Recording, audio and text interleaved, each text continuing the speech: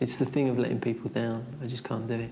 Welcome to WatchMojo UK, and today we're counting down 10 high-profile company failures. Good morning. Well, of course, Wilko's is a familiar sight on so many high streets in the UK. Yesterday came that news that many employees had been dreading, that the company was being put into administration. Now, Comet. On the face of it, cheap electrical appliances seems like a no-brainer business model.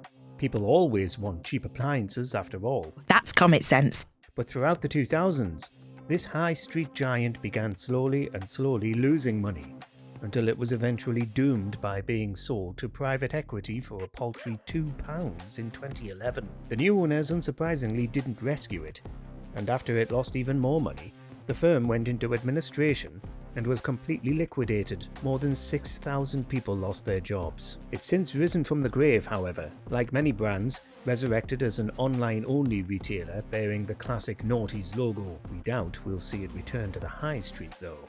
63. Little Chef. Well, I'd like eggs and bacon. I'd like toasted jam.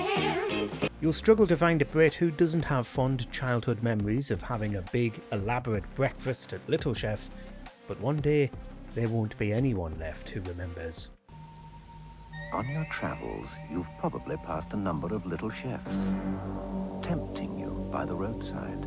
It's easy to see in hindsight why Little Chef failed, with increasingly health-conscious customers turning away from it, while convenient drive-thrus and fast coffee shops took over at the nation's motorway services. But despite rounds of restaurant closures and other cost-cutting measures, Little Chef eventually closed its doors for good in 2018. Early starter? Prawn salad. Steak platter. Some of them got bought out, and you can still find Greasy Spoon roadside diners, but there remains something sad about its loss, and the different era it came from. Little Chef's two-course meal deal, only $5.99. No, that's right up my street. BHS. It's been here for 44 years. British home stores have been on UK high streets since 1928.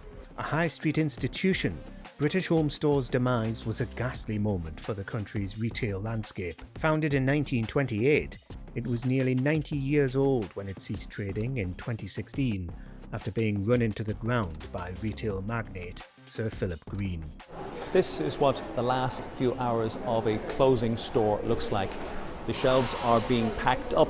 Everything has been marked down to next to nothing. Perhaps the age of department stores is beginning to end, since they are more expensive than supermarkets, while paying high rents for their enormous floor space. But that doesn't mean people weren't shocked that BHS ended the way it did. Parliament investigated the collapse and determined that personal greed caused it, with Philip Green's reputation in tatters. 8 years later, and 2 of its ex-directors were fined millions for wrongful trading. BHS endured years of underinvestment, even before Sir Philip Green bought the chain in 2000. Northern Rock. Good evening. Thousands of customers have been queuing up outside branches of the troubled mortgage lender Northern Rock to withdraw their money.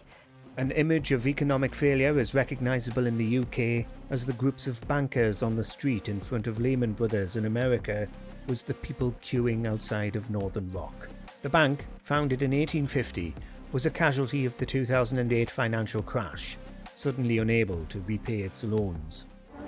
Way past normal closing time, on a Friday night, the Harrow branch of Northern Rock, still open this evening, dealing with queues of people waiting to withdraw their money.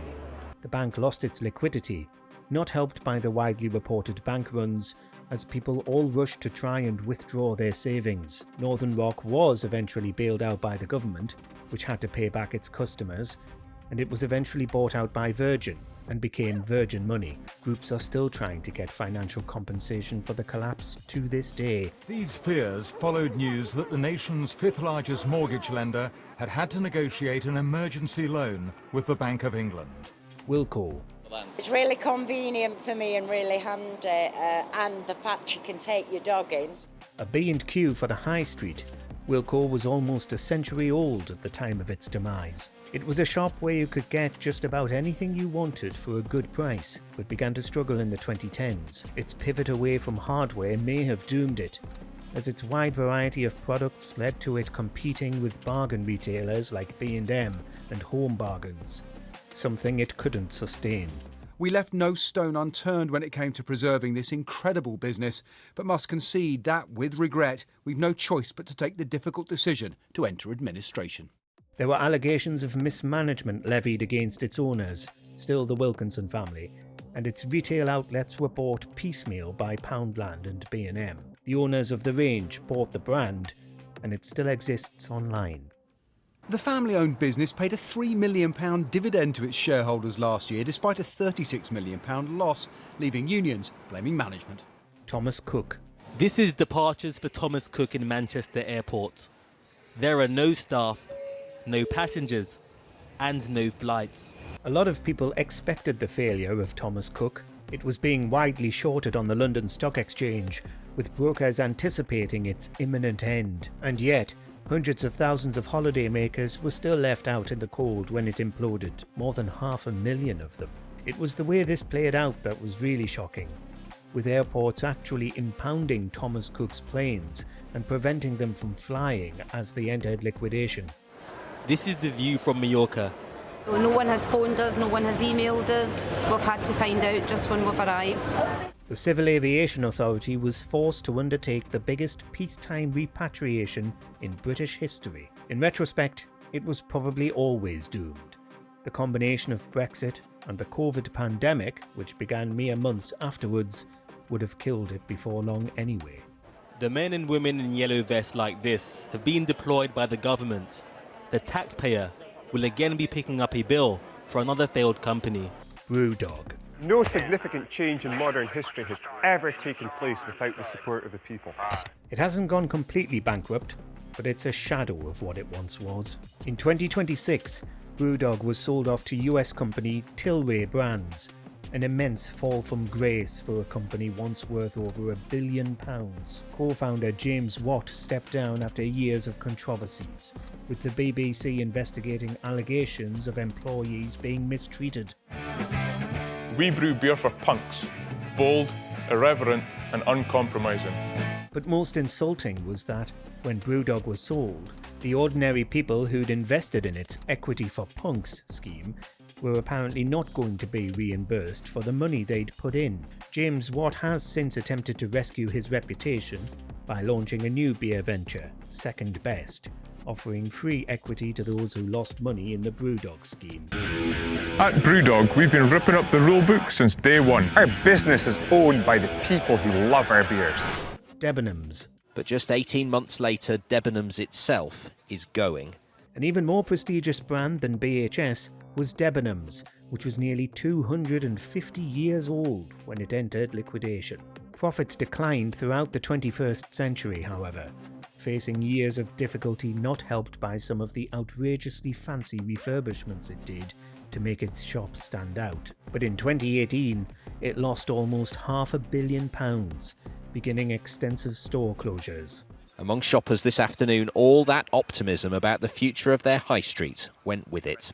The closures continued and continued, with thousands of jobs disappearing, and after multiple rescue efforts failed, it entered liquidation in December 2020. Its brand was purchased by Boohoo, and the website still exists, but the stores were all shut by mid-2021.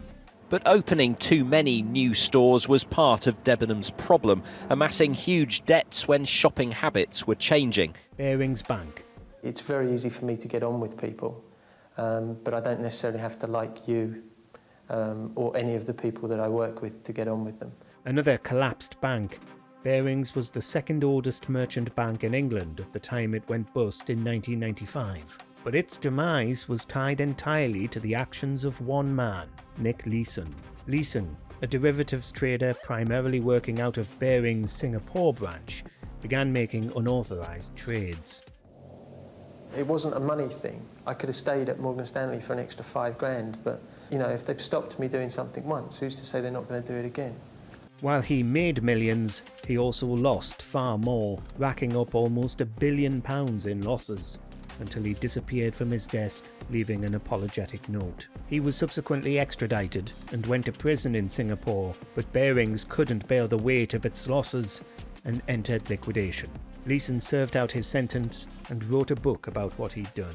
At Barings, they had a lot of idiots, basically in every one of the controlling functions. Woolworths. In the countdown to the final closure, every single thing was for sale, including the staff lockers.